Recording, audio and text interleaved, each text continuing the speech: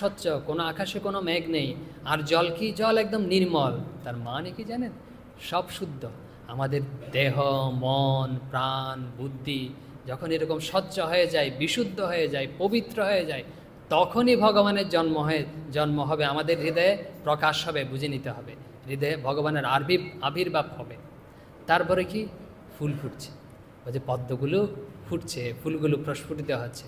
আমাদের মধ্যে যে পদ্মগুলো রয়েছে হৃদয়ের, যে অনাহতা আদি পদ্ম, আজ্ঞা, এসব পদ্মগুলো রয়েছে, সেগুলো প্রস্ফুটিত, হৃদপদ্ম আস্তে আস্তে ফুটতে শুরু করেছে।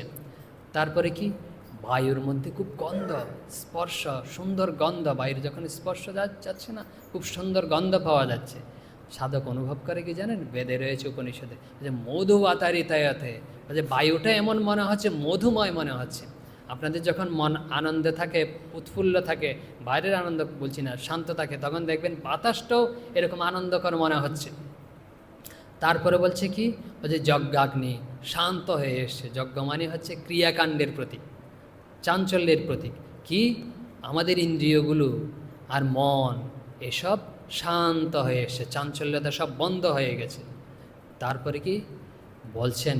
সমুদ্রে সাথে সুর মিলিয়ে মেঘগুলো মৃদু মৃদু গর্জন করছে। এটা যে কীরকম গর্জন? ক্রুড়ুম, এরকম গর্জন করছে। কিভাবে গর্জন করে? যারা জপ ধ্যান করেন তারা অনুভব করবেন, হয়তো করতে করতে একদিন। ওই যে কি? যখন আমাদের মনে একদম শান্ত হয়ে যায়, তখন এই মন্ত্র না, ইষ্টমন্ত্র বলুন, ভগবানের নাম বলুন, আপনি ভিতর থেকে উঠতে থাকে। আমরা তো এখন কি করি? জপ করি, মুখ দিয়ে করি, মন দিয়ে জপ করি। তখন আমাদের জপ করায় ঢেকুর উঠে, তো ঢেকুরের অনুভূতি সবার আছে, এরকম করে উঠে না আমাদের খাওয়া টাওয়া হলে? এরকম আপনি মন্ত্রগুলো উঠতে থাকে এরকম। তখন আনন্দের একটা ফ্লো প্রবাহিত হতে থাকে। এইগুলোকে বর্ণনা করছেন। তো এইগুলো হচ্ছে মানে কি?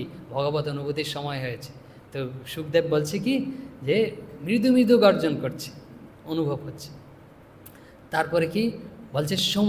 স্বর্গে দুন্দুবি বাজছে। দুন্দুবি বুঝেন তো? এরকম ধুম ধুম শব্দ হয় এরকম। কোথায় শব্দ? আমাদের হৃদয়ে। মন যখন একদম শান্ত হয় না, তখন হৃদয়ের স্পন্দন পর্যন্ত এরকম ডিপ ডিপ ডিপ এরকম শুনতে পাওয়া যায়। তো ঠাকুরের একটা ঘটনা বলি, এরকম যে হয় যে গোপালের মাকে জানেন? গোপালের মা দক্ষিণেশ্বরে এসে ঠাকুরকে বলছে, তো বুকটা এরকম ধপধপ করছে। তো ঠাকুর বলছে যে এগুলো কোনো ব্যাপার না, এগুলো হচ্ছে ভগবতভাবে হয়ে থাকে, কদিন পরে এগুলো চলে যাবে। তো এই দেখুন, বলছে এগুলো হচ্ছে ভগবত ভাবের কথাই বর্ণনা